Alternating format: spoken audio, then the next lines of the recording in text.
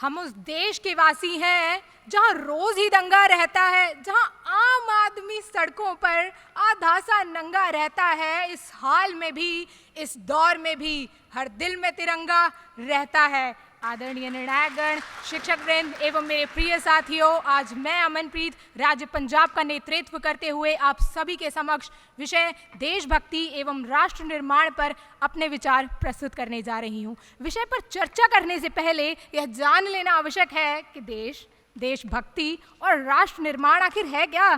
तो देश पृथ्वी का एक अलग भूभाग है जिसके कई प्रांत, कस्बे, गांव आदि होते हैं। देशभक्ति अपने देश से प्रेम करना और सदा उसका कल्याण सोचना देशभक्ति या राष्ट्रभक्ति कहलाता है। राष्ट्र निर्माण की जब हम बात करते हैं तो वस्तुतः हम उसे भारत के परिप्रेक्ष्य में लेते हैं। मैं भी इसी को आधार मानकर अपनी बात रख रही हूँ। तो आप सब इस बात से सहमत होंगे कि जब आम आदमी, देश का गरीब, विकास की मुख्य धारा में आता है और समान अवसर प्राप्त करता है तो उसकी दुनिया बदल जाती है। जब स्ट्रीट वेंडर को बैंक क्रेडिट प्रणाली से जोड़ा जाता है तो उनमें भी राष्ट्र निर्माण में भागीदारी की भावना आती है। जब दिव्यांगों को सार्वजनिक स्थान, सार्वजनिक परिवहन और अन्य सुविधाओं का निर्माण होता है, आज़ादी के 70 वर्षों बाद जब उन्हें सांकेतिक भाषा मिलती है तो वह आत्मविश्वास महसूस करते हैं। जब ट्रांसजेंडरों को कानूनी सुरक्षा व पद्म पुरस्कारों से सम्मानित किया जाता है तो समाज और संविधान दोनों में उनका विश्वास मजबूत होता है। राष्ट्र निर्माण का सही वास्तविक अर्थ है नागरिकों का चरित्र निर्माण व उनके व्यक्तित्व में निखार।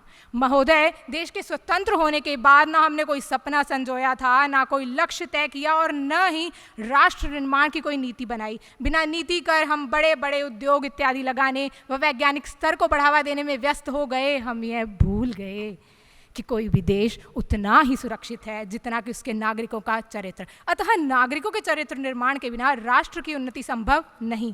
तो नीतिगत एवं मूल्यों पर आधारित शिक्षा से नागरिकता का निर्माण करने में सर्वप्रथम दायित्व माँ बाप का होता है। तत्पश्चात अध्यापकों का महत्वपूर्ण योगदान होता है और जब अध्यापक और अभिभावक साथ साथ चरित्र निर्माण करते हैं तब सही मायनों में एक बड़ा और मजबूत राष्ट्र भर कर आता है। महोदय, चरित्र वह ज्योति है जो सूर्यास्त हो जाने पर भी और सभी रोशनियां बुझ जाने पर भी अलौकिक रहती है।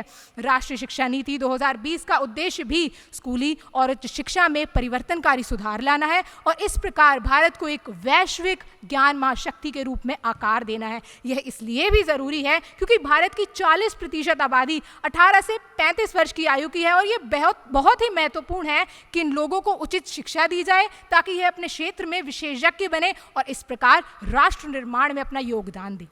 महोदय, भारत के नागरिक होने के कारण ये हमारी जिम्मेदारी है कि भारत की विरासत और संस्कृति के प्रति हमें जागरूक होना चाहिए। इसीलिए युवाओं को राष्ट्रीय एकता को बढ़ावा देने में भाग लेना चाहिए। अरे हमारे तो शास्त्रों में भी कहा गया है, एकयम बलम समाजस्य तत् अभावे से दुर्बलः तस्मात् एकयम प्रशसन्ति दृढ़म राष्ट्र हितैषिणः। अर्थात किसी भी देश की, किसी भी समाज की जो ताकत है वो उसकी एकता और एकजुट प्रयासों में होती है। तो जो मजबूत राष्ट्र के हितैषी हैं वो सदा एकता की प्रशंसा करते हैं और उसे बढ़ावा देते हैं। राष्ट्र के हितों को सर्वोपरि रखते हुए यही एकता देश की हर संस्था के प्रयास में होनी चाहिए। आज जब अमृतकाल में देश अपने लिए असाधारण लक्ष्य तय कर रहा है, दशकों पुरानी समस्याओं के समाधान तलाश कर एक नए भविष्य की ओर अग्रसर है, तो ये जो सिद्धि है, ये सिद्धि सबके साथ के साथ ही तो पूर्ण होगी।